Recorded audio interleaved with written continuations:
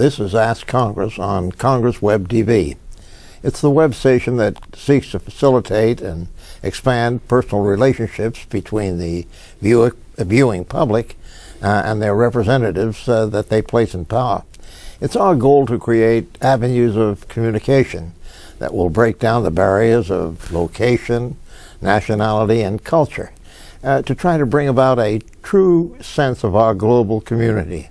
Today we're very privileged to have on our program the distinguished Congressman Wolff Faleomavaega from American Samoa.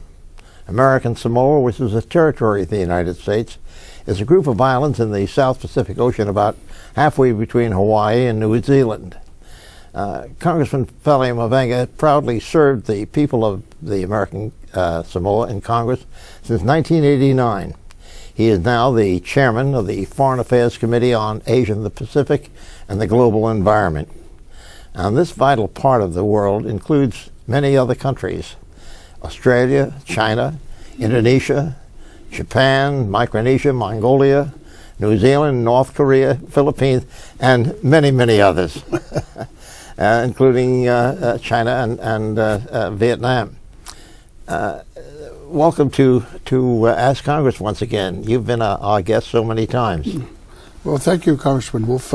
It's always a pleasure to be with you and having this opportunity to have a dialogue or discussion on issues that affect our political and economic and strategic interests in this important part of the world, which is the Asia-Pacific region. Some interest also dealing with the law of the sea, or with the global environmental issues that are now very much in the forefront in our national forums and discussions. So I'm very happy that I have this chance to well, great. And by the way, it's a chance for you to speak to those other nations informally and give them some idea of what the American position really is and what our interests are, our mutual interests.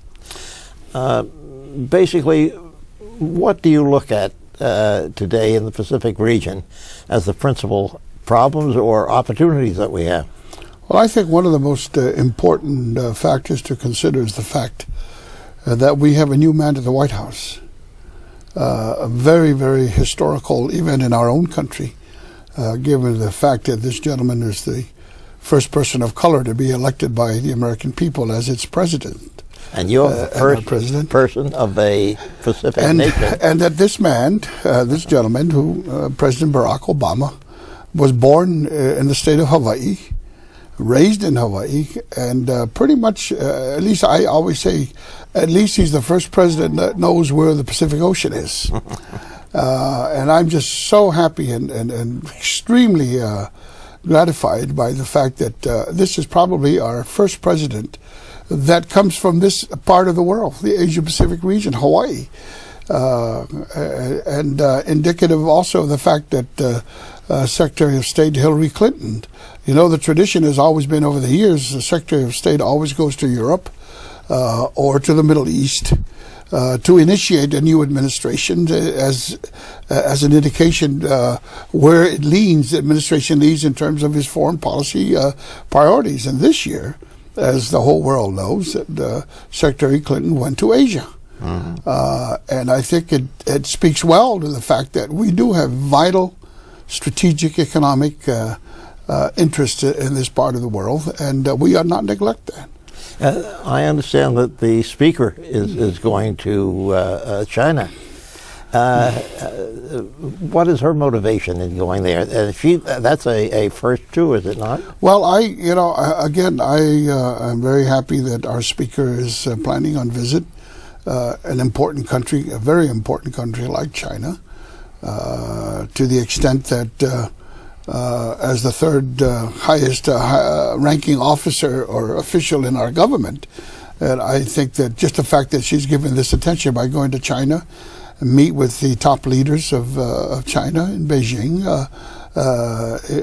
and then also she has a vast majority of the members of our Chinese American community who lived in the San Francisco Bay Area, which is her district, Speaker Pelosi's district. So I think it's good that she plans on visiting China. Do you think anything with her past history with China will have any effect? Well, I sincerely hope that, of course, she's always been a very strong advocate of human rights. And she does have very serious concerns with some of the human rights issues that we've always had over the years in dealing with China. But the fact of the matter is that China isn't the only country that has human rights problems. We can say the same thing about Saudi Arabia or other countries that have made no indications whatsoever of even having some form of a parliamentary elected system. Saudi Arabia does not have any of those things. Now, I'd like to see a sense of fairness. If we're going to push human rights issues in China, let's do it for other countries which happens to be our allies just as well. Mm-hmm. I'd like to think of China as a very important partner where, on a bilateral basis, that China and the United States play a very, very critical roles in resolving some of the major issues now confronting not just our two nations, but the whole world community, about climate change, about energy problems, the pollutions that sit on Mother Earth. These are the issues that I think is something that we ought to focus on. You also have been very active in the question of the law of the sea and other areas since you come from an island community. Well, one of the areas that I've always said, Congressman, is that in the coming years, yes, I'm from an island community. The resources contained in the Pacific Ocean, what is now, I would say, the seabed minerals is the issue that I'm trying to bring out. You're talking about the contents of these manganese nodules that you can just go and pick up from the seabed alone. You're talking about trillions of dollars worth of these minerals, but one day they might become rare. You're talking about manganese, cobalt, nickel, copper, all within this manganese nodules that full of them in the Pacific Ocean. And all these island countries are going to play a very critical role and see how this is going to be brought about. And I think the law of the sea is very much part of that. How about one of the important issues that faces in the Pacific region is North Korea today? What progress or lack of progress do you think is being made, and what can we do about it? I think North Korea is symptomatic of real cultural barriers that we have here between East and West. When you are accused of names, that's almost like cutting your right arm or your left leg off, in the cultural sense. When you're being accused as an axis of evil by our previous national leaders, that's not a very good start if you want to establish good relations not only with North Korea or any country. And I think the rhetoric has got to come down. And I think mutual respect is probably the most important factor that's going to play into whether or not North Korea is ever going to come to the table to discuss. This whole idea of a multilateral approach and having 6 countries talk with North Korea, when from the very beginning, all North Korea wanted was just to talk to us. Are we on that road now, do you think? I don't think so. Unfortunately, I think the situation is not getting any better.